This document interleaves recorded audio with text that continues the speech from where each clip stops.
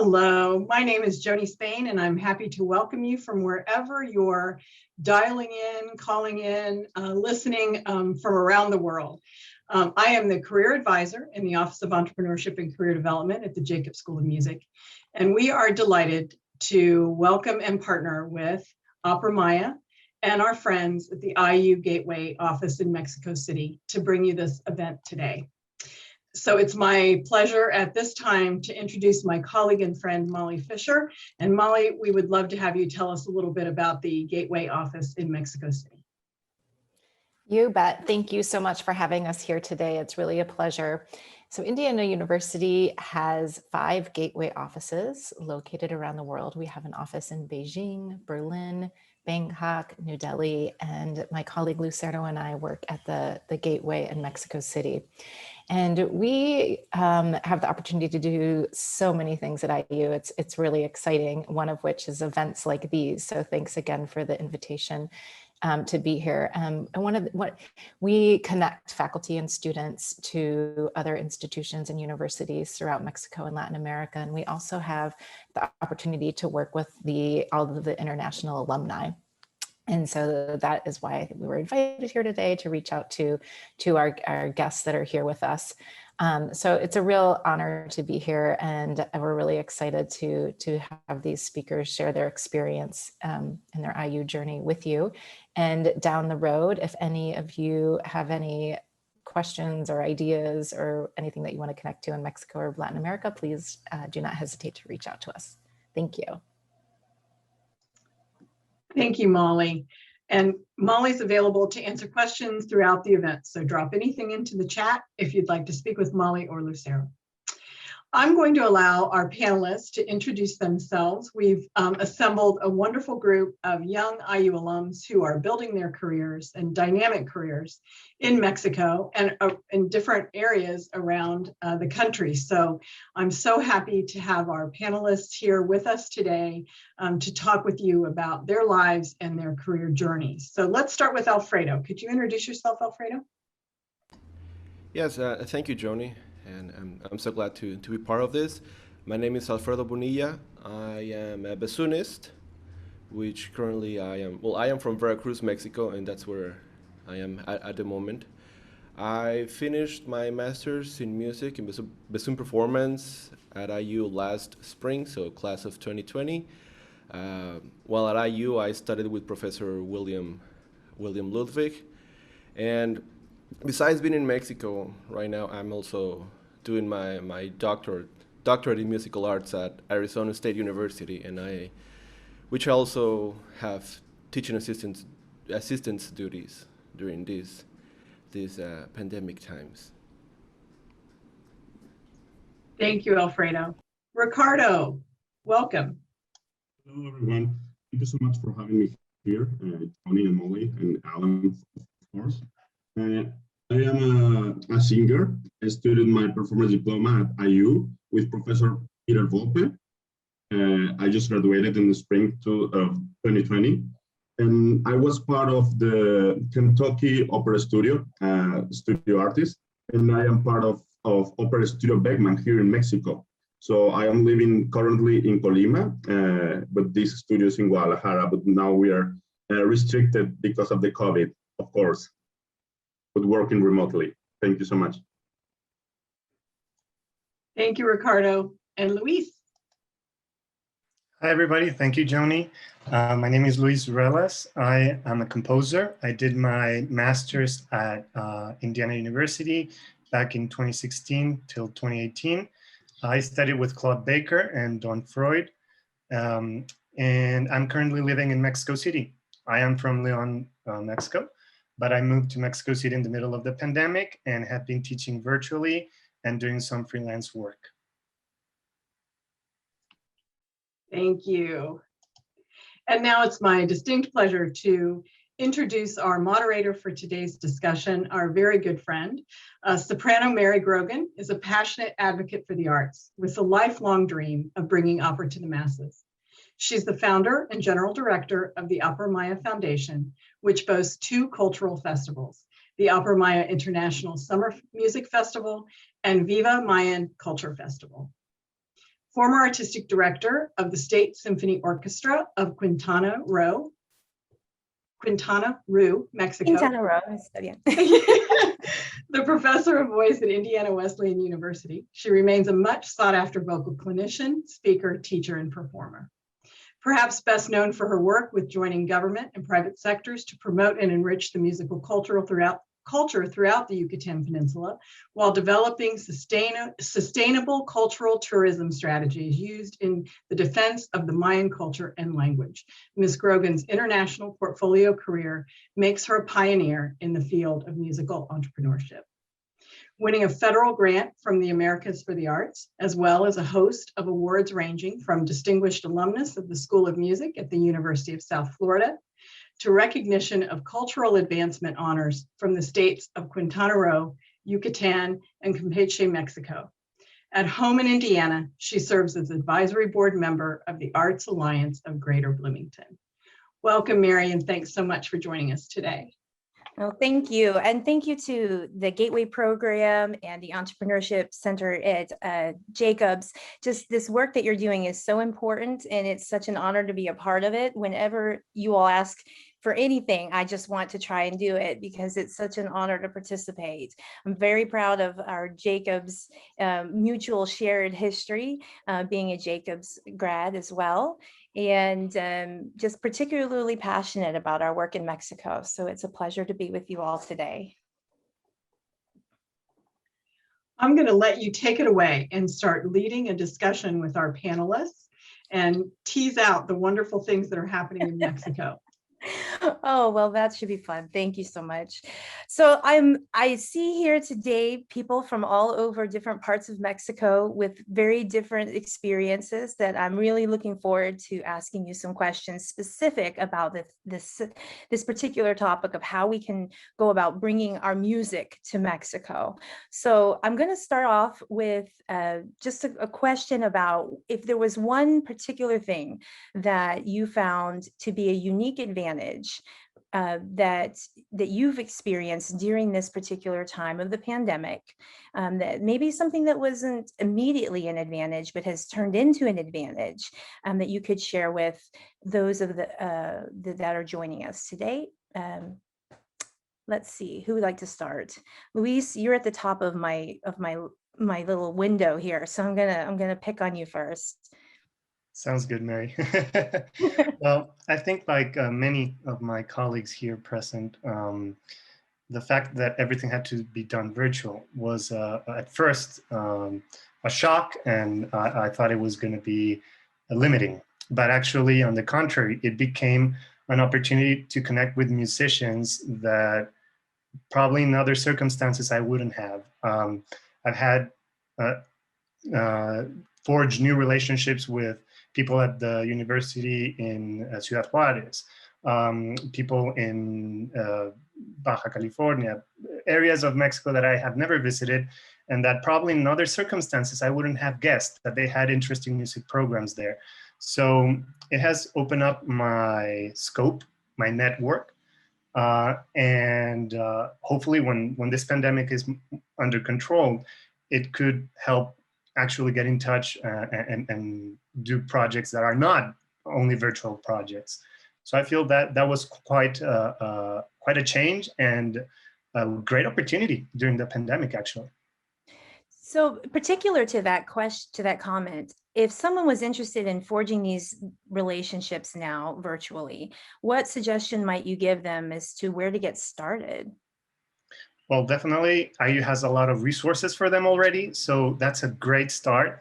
The IU Gateway has many connections with important universities here in the country, with institutions in the country that can help the individual musician's project figure out where to go to, who to go to.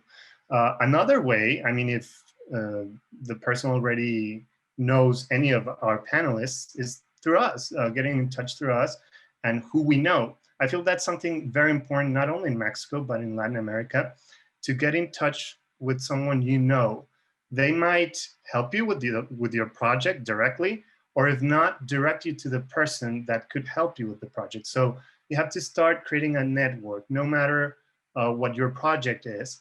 And I already is offering great resources for that. Not many universities in the US or in the world have this kind of connections already for the students. Great point. Anyone like to add to that? Ricardo, any thoughts?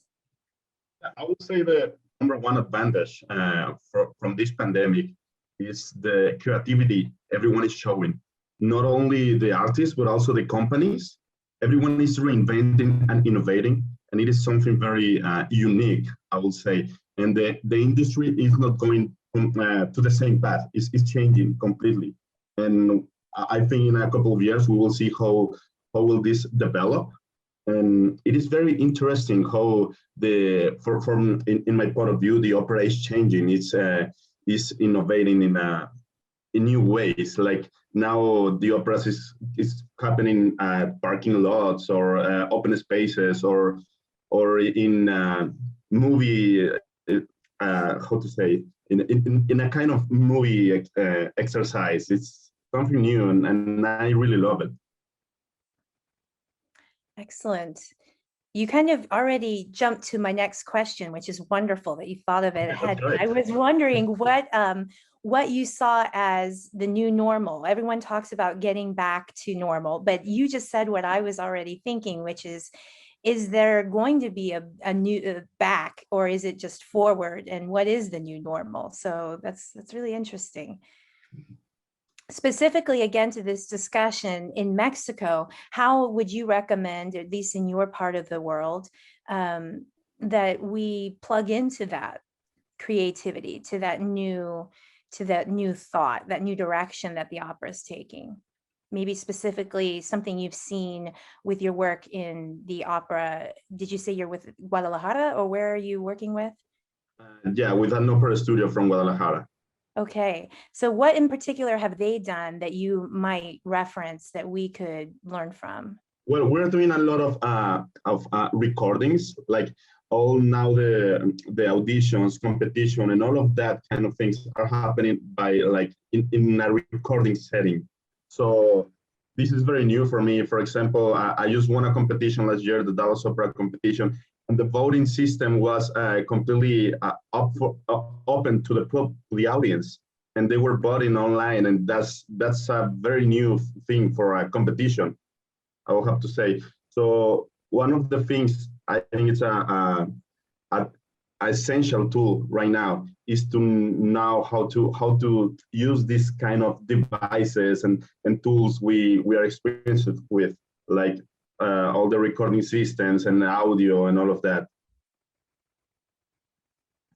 Great. Okay.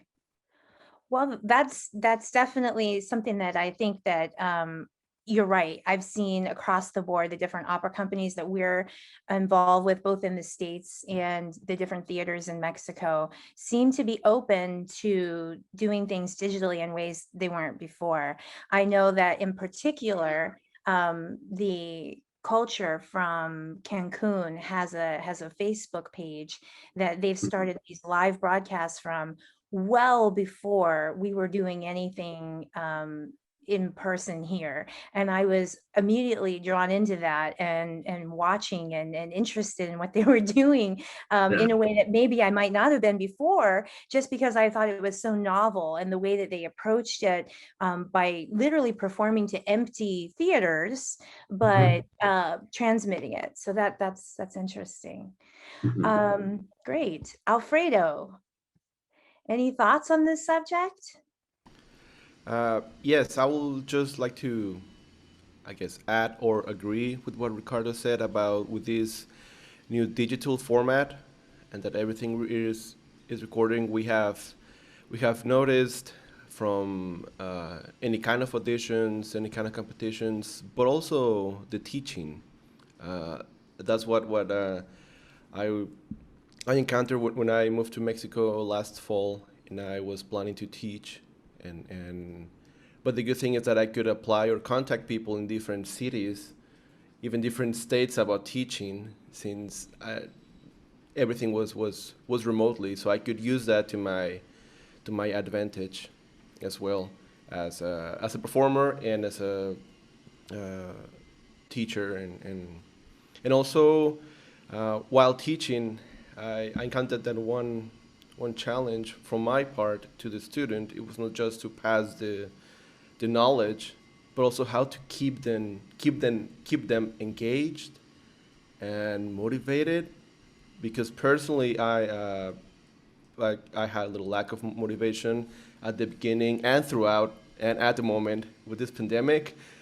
So seeing these students, and I'm preparing them to audition to some universities here in Mexico, and they're like, okay, I'll just practice and do audition, and I'll go and pursue music, but they're not focusing on that, on what the future will look like to them. I think they still feel a little too far away from that. But I just, my work is to prepare them to whatever the future might look like. Right. Well, and you hit on an interesting topic that maybe you could explore a little bit more, but that we've also felt in OperaMaya, right? We took a year off, like many festivals. We're looking to come back to Mexico this summer. We're going to have live performances again. We are excited to get back on, performing again, but taking the time off, you mentioned, feelings of lack of motivation, or just, well, let's just call it what it is. The world has gone through grief. The world, and you particularly, people are suffering, right? And it's a unique time in our global lives when we're all uniquely connected and suffering in a unique way. And I would ask you how you feel like maybe that can then be turned into a motivation or some sort of an advantage moving forward. What can we get from this time of either rest or acknowledging the truth of just the global experience? Any thoughts? Oh, yes. So perhaps it's just as my colleagues were saying here, is to adapt, or probably not try to think of how to go forward or on new ways, but just to do the ways that we can do at the moment, Okay. which is doing everything remotely and recording and virtually. And I think, at least personally, that at some point will feel natural, or that is like it will just become of what it would have to be. For example, I am finishing recording at the moment my first doctoral recital, which, due to the situation, I chose to be just unaccompanied bassoon pieces, and I have the advantage to do that on like 2 different days, so I don't have to play by myself an entire recital, which in a normal setting, my fellow instrumentalists or even vocalists will see that just you by yourself without accompaniment, it's not a recital on itself.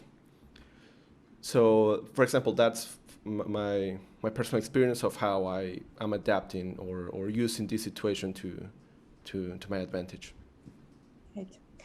Yeah, I just in preparing for this conversation was reflecting on that truth, right? That great art always comes from a place of truth, whatever that is, and the importance of recognizing the moment for what it is, and always looking for the advantage, but sometimes the advantage is just taking a rest.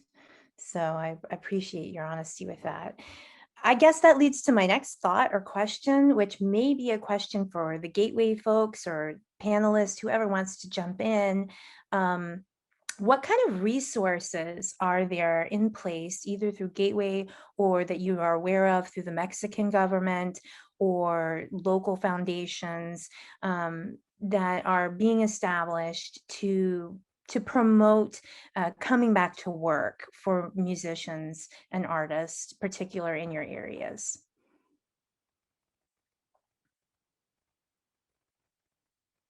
Anyone? I can lead with what I know, but then someone needs to jump in. In the state of Quintana Roo in particular, we're excited because, as Luis said, relationships, right? We have long-term relationships. So it was easier for us to reach out and ask what's going on and what can be done.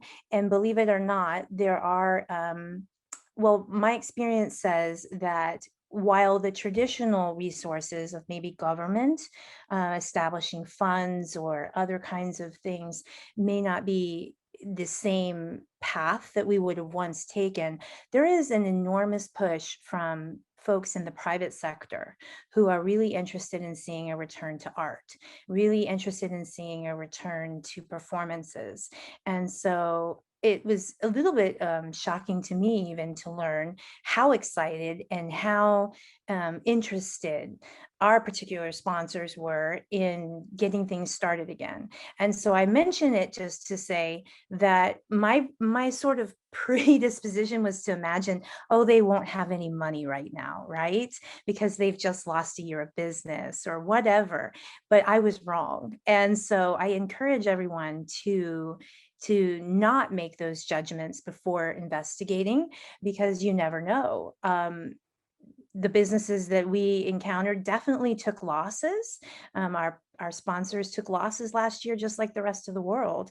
But their desire to get back to business, to get back to life, has seemed, at least in our case, to overwhelm their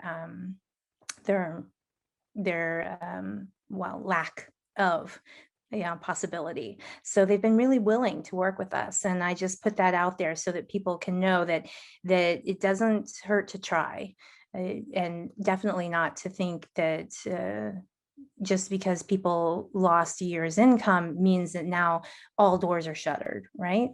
So that was at least our experience. I don't know who else has some good tips on where to look for assistance or aid or resources. I would like to add to what you just said, Mary. I agree with you 100%. We should definitely not prejudge and look for opportunities, because you will be shocked with what's available, what things have not shut down. On that end, in the Yucatan Peninsula, it feels like many of the government help has kind of been on pause. But here in Mexico City, actually, I was very surprised. Grants that the Mexican government usually gives out from the FONCA, for example, are still operating. And yes, right now you have to apply virtually and all that, but they're still continuing. There's even competitions. The Secretary of Culture of Mexico sent out a month or 2 months ago an opening of a competition for celebrating the how would you call it in English, the consummation of the independence in Mexico, and it has various areas in music and culinary arts and visual arts, etc. So things like that are going on. There's festivals in the new music scene, like Festival Expresiones Contemporáneas, which translates to Festival of Contemporary Expressions, that has gone virtual this year, and they're still going on. And they have a call for scores right now. So any composers that might be interested, I think you guys can apply even if you are not in Mexico, because it's virtual, right? So you don't lose anything in applying and having your music heard that way. And it's still being sponsored. It's still going on, even though the resources might be more limited this year or last year, right? And in the private sector, I agree with you, Mary. I've been surprised with how many institutions back in my home city of León have kept on going. There's the Academia Renacimiento in my home town. This music academy has an El Sistema-based orchestra and has a deep community outreach. And the donors for this academy tend to be big businessmen in the city, have still kept on donating. So reach out look for opportunities. Don't be negative about what might be the end result, because you'd be surprised. There's still many programs that are still going on. And I feel we will have more live performances at the end of the year, or I mean, already OperaMaya this summer. So you'll be surprised with what can be done. I agree with you. Virtually, many things went on. My home city has a theater that broadcasted many recordings that they had of previous performances there for free. So you'd be surprised with what can be done, for sure. Great tips. Going on with what Luis said, and you, Mary, as well. I think, yeah, the FONCA, it is a very important tool for every artist in Mexico. Is the national funding for the arts and culture, something like that is translated in English, I think. And yeah, they have a lot of open applications and awards and all of that for people doing their artistry, you know. And but I think the most important and the most one of the most reliable ways to fund your project in Mexico is the private sector, as you were saying.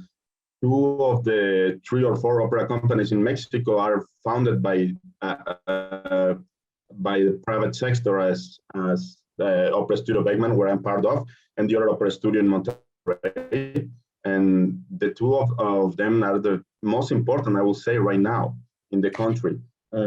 Also, we have some projects here in my home state, in Colima, to found an academy of arts or something like that, and that's founded by the private sector. So I think it's also very important to build a network and yes, to give some concerts and stuff like that to make the donors come to you and not the other way.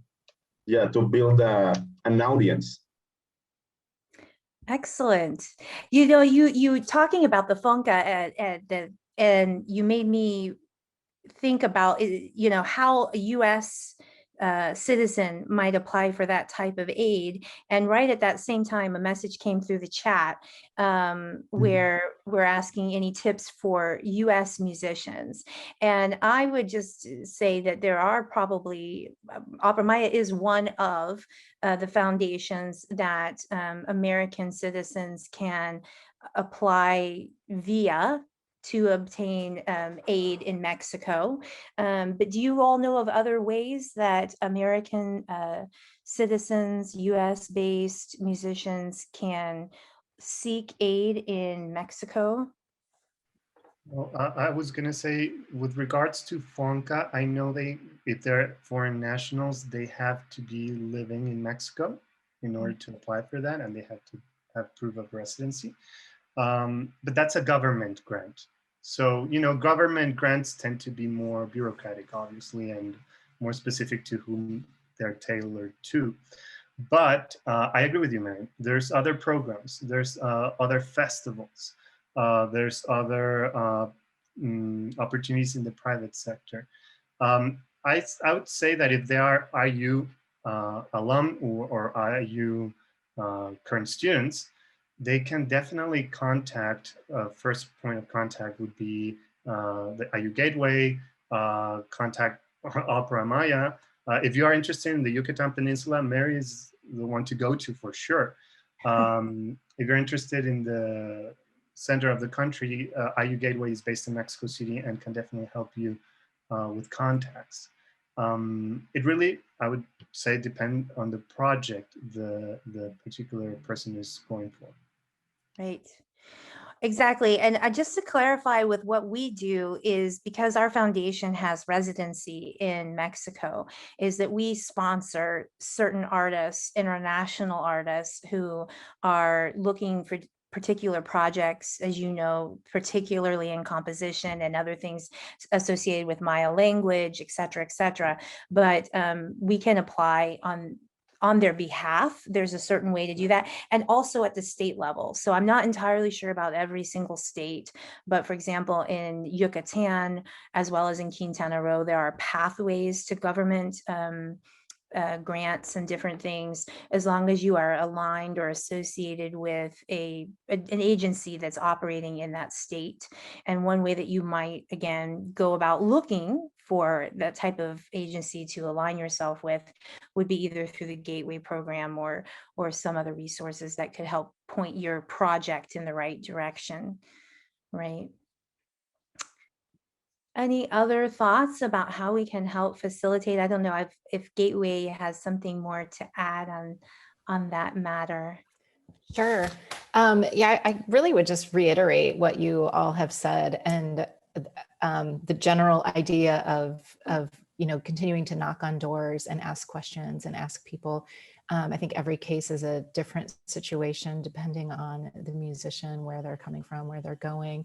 And the worst thing that can happen is you receive an "I don't know" answer, but I'll keep it on my list of things to try to help connect you to in the worst case scenario. So I just want to reiterate, reach out to all of us.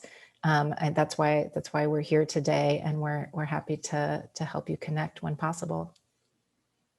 Great. Thank you. There's another question in the chat specific that says, if there's an opera singer or instrumentalist that wants to work in Mexico, are orchestras and opera companies offering positions for foreigners? Anyone have a statement on that?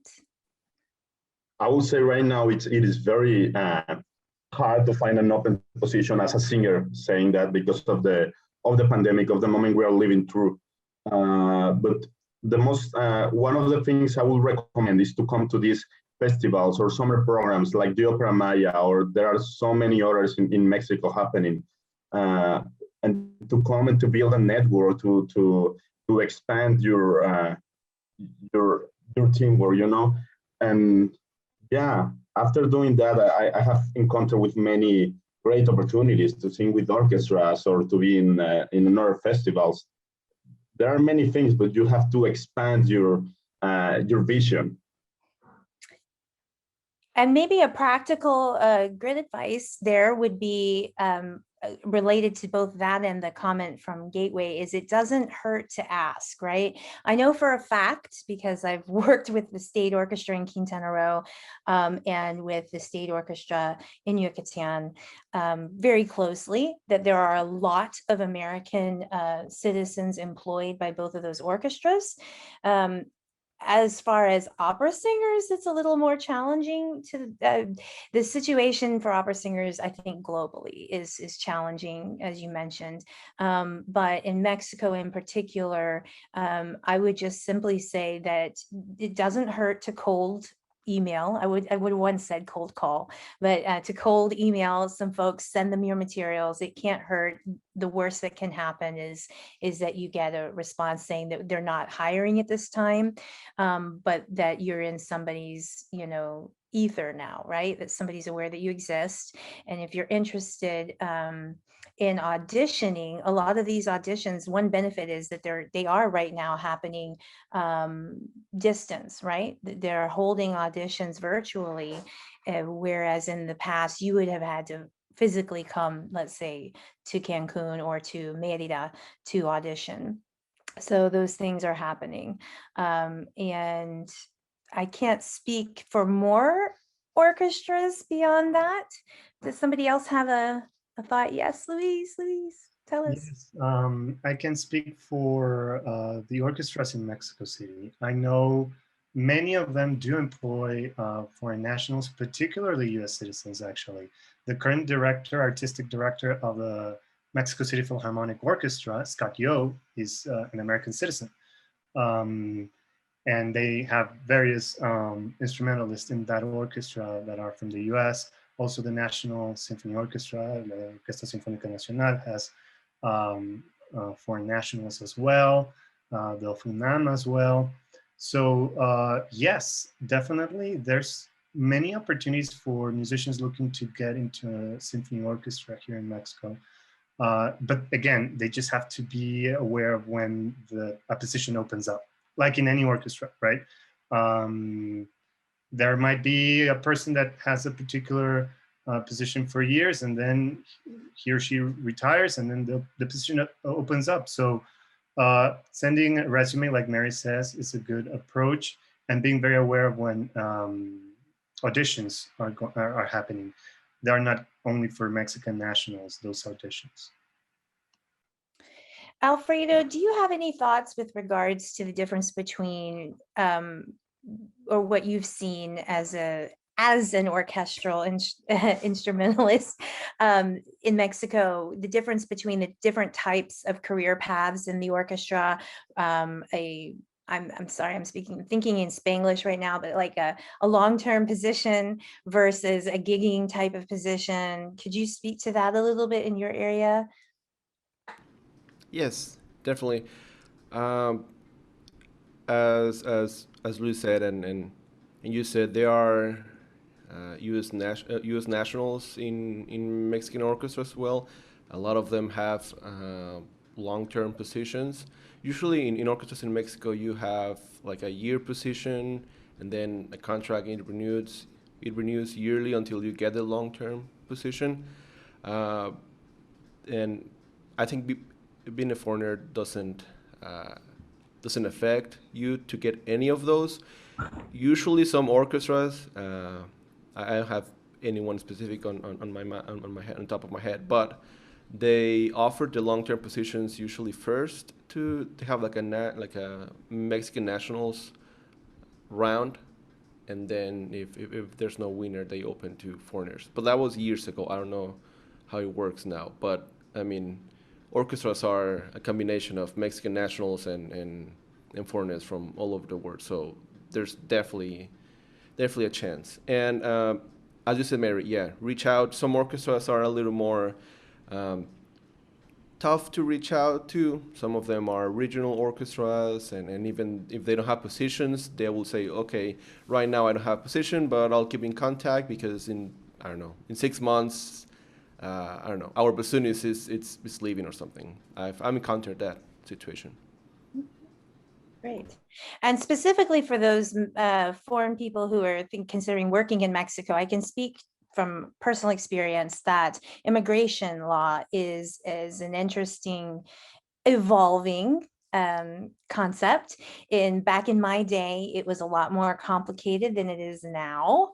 But there is an opportunity to have a visa which will allow you to work where you do not have to be specifically hosted by a particular company. Although being hosted by a particular company or being employed by a particular company to make the application is probably easier. But it is possible to actually apply as an individual artist and receive that type of a permission as you work through your status.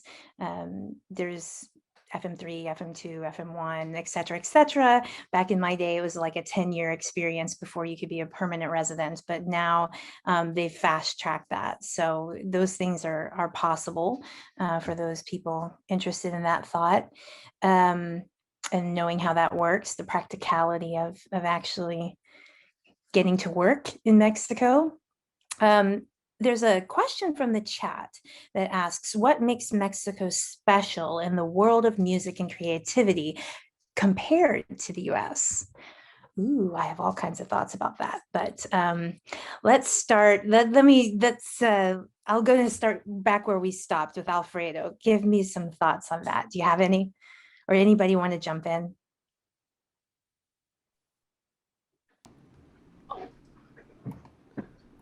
I think Ricardo wants to say something.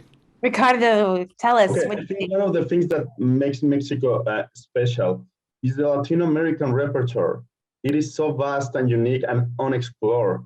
I think that's a great way to come to Mexico. If you start doing Latin American music or Mexican music, or there are some new Mexican operas going on and happening all around the world. Daniel Catan, for example, it's a good example that a Mexican composer who is right now being perform in all the opera theaters in the US.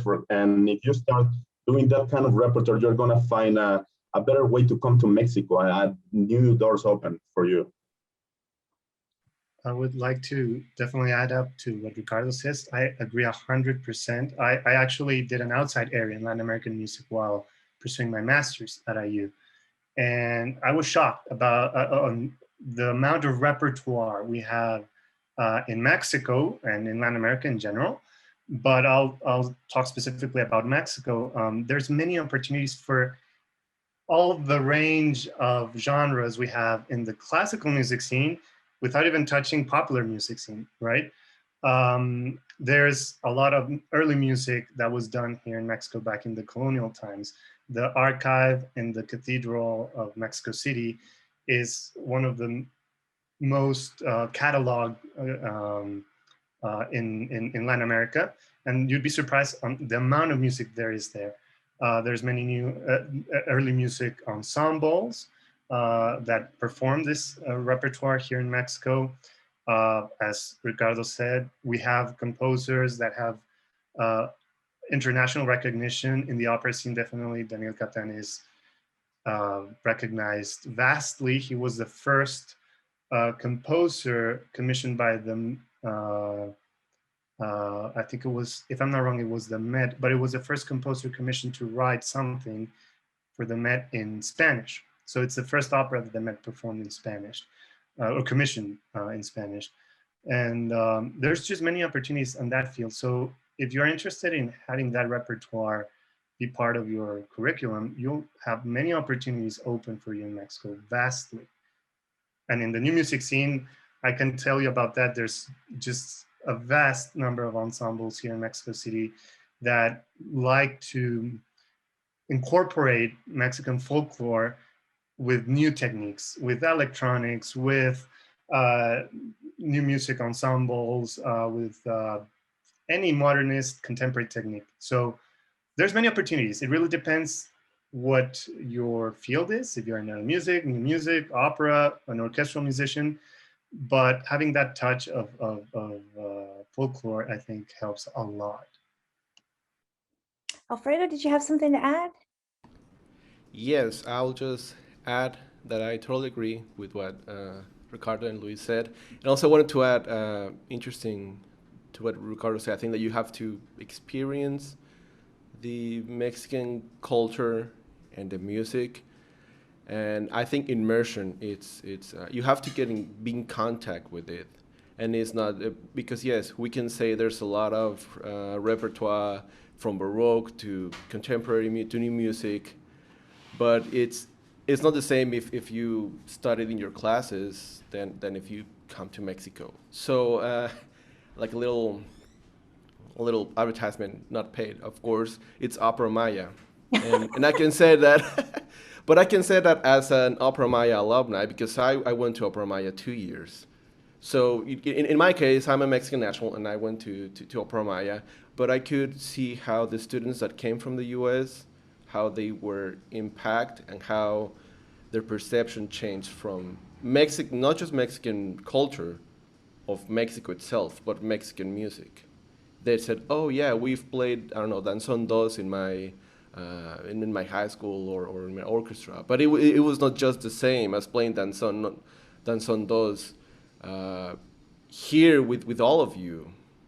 And also being in Mexico for this couple of weeks and getting to experience the Mayan culture and everything. So I would say that get, as we've mentioned before, get advantage of these little festivals and opportunities that you might have to come to Mexico and experience, because it's hard to go somewhere or experience a total different place, like go cold turkey.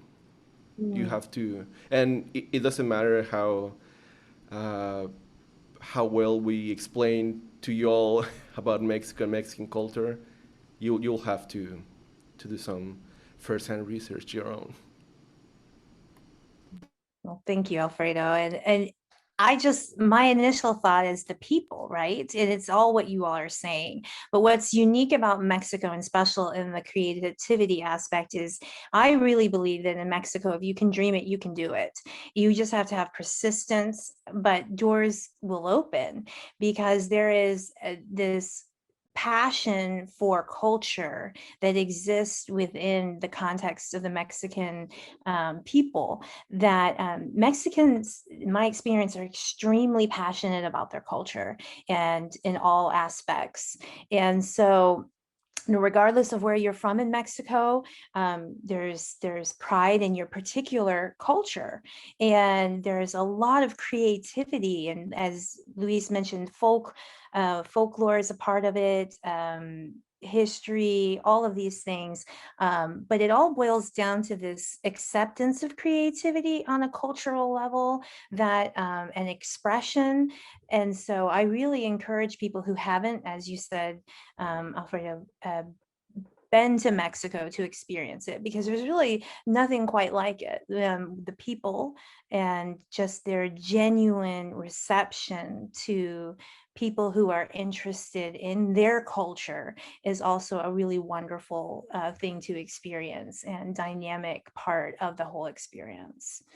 The question here is, there an amazing project in Mexico this year that you think shows the future, where things might be going in the world of music? An amazing project. Any ideas, anyone? Anything come to mind?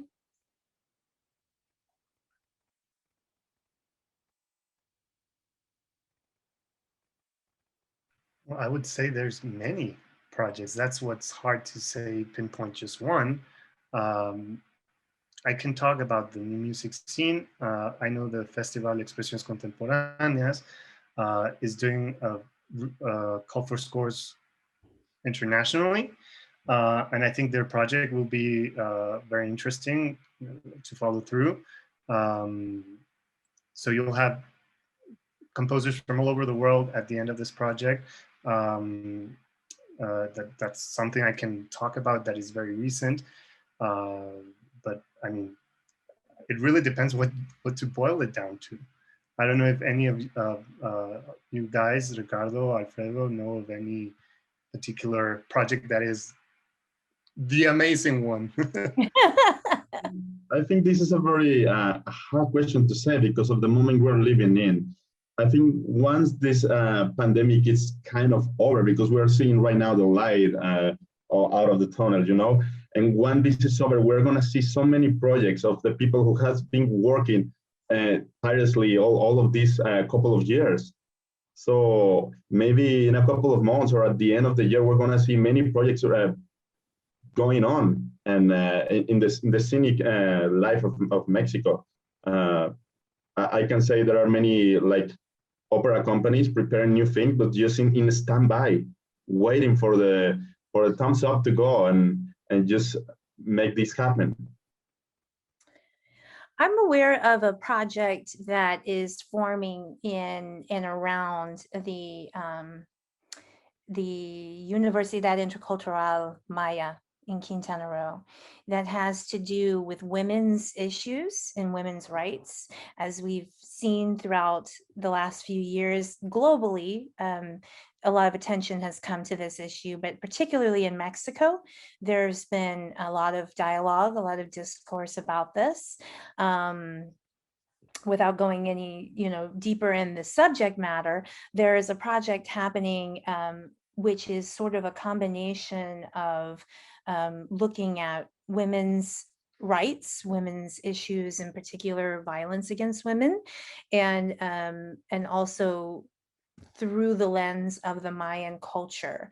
And that project is not classical music project. It's based in pop music, essentially, but it's coming through the Universidad Intercultural Maya in Quintana Roo. And it's a really interesting project that has got my attention because of you know, a lot of times in Mexico, when people haven't studied music, they like to say they're lyric, which I always think is a really interesting thing to translate. But anyway, but this is a group of people who don't really have a ton of education as far as a musical background. But what they've managed to accomplish by bringing poets together, I mean, internationally recognized poets, winners of the National Prize in Poetry in Mexico and things like that, science as a realm as well, and bringing these two sort of intersecting in something that you can best describe as pop.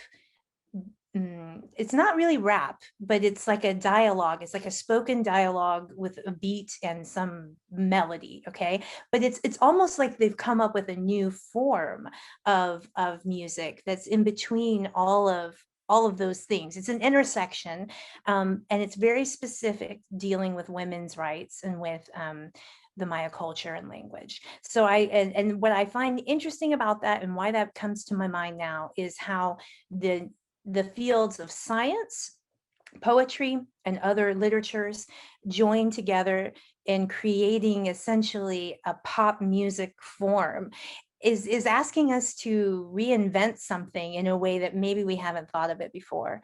And I just think it's interesting to watch, and it'll be interesting to see how classical music eventually responds to these types of intersections with, you know, science and social justice issues. So that's a particular project I have on my radar. That is amazing. I'll use the word. Yeah, it is. It's a very interesting project. I can tell people more at some point and direct you to their website. So, I would just like to ask, as we're going to wrap up here, a takeaway from this that we can say is going to directly give a next step. So let's just say I'm a Jacobs current student, and I am considering what's going to become of me when I graduate. And I would like to include Mexico in the realm of my consideration. What would be your best next step? A very specific, sort of tangible something that we can do. We've already said, reach out to your Gateway program, make some emails, maybe do some research as far as when orchestras are hiring and things like that. But does anybody have another next step that they'd like to offer?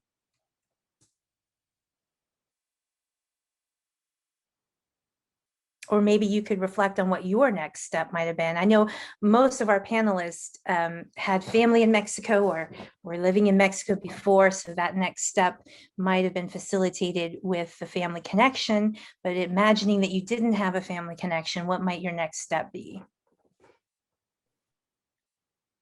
I would say people in the cultural scene in Mexico, in the government, there's like something special part of the government for cultural affairs, and you have to go there and say who you are, say what you're doing, what have you been, what is your musical background, and yeah, do that and try to make new connection with directors, with conductors, with other artists in the area to create a network. I would say that's the most important. Okay. Other thoughts? I would also add up that it would be a good idea to reach out to IU alum that are living in Mexico, if they're Mexican nationals or not. That would be a great first approach. Could be a potential friendship in the future to help you deal with how to adapt to a new culture, a new country, and a new language, you know? So I feel that's also important, to have this feeling of familiarity to you. Reach out to the IU alum that are in Mexico, and the IU Gateway can definitely offer resources for that. Great. Definitely, Luis. We're more than happy to assist in that. And our alumni chapter here is really active. And many of our alumni are Jacobs alums. So we are more than happy to connect. And I'm going to put a little plug in for Latin America too. So I know we're all very specific to Mexico, but if someone is by chance thinking a little bit farther south, also don't hesitate to reach out to us about that. Great. And I might just encourage people, something they could do while still at home before getting any further into any of this is really define your project. Define what it is you think you want to do. It makes it a lot easier when you have something really clearly defined that you can share with others and then look for assistance in how to bring that to fruition. So taking this opportunity, a little bit tied into what I said before about the pause, but taking this opportunity to reflect and really gather one's thoughts about what they'd like to do before reaching out. It's also a good idea, the next step. Let's see. Anybody else have a thought on this before or final questions? These have been some great questions. This has just been a wonderful discussion, and I appreciate you all so much. I just want to take a moment to thank Molly and Lucero at the IU Gateway. Thank our wonderful panelists, Luis, Ricardo, Alfredo, and Mary. Thank you so much. No one else could have led a wonderful discussion like this, but our friend Mary. We appreciate you and respect the work that you're doing so much. So thank you everybody for joining us today, and what a wonderful discussion to keep alive. Let's just keep it going.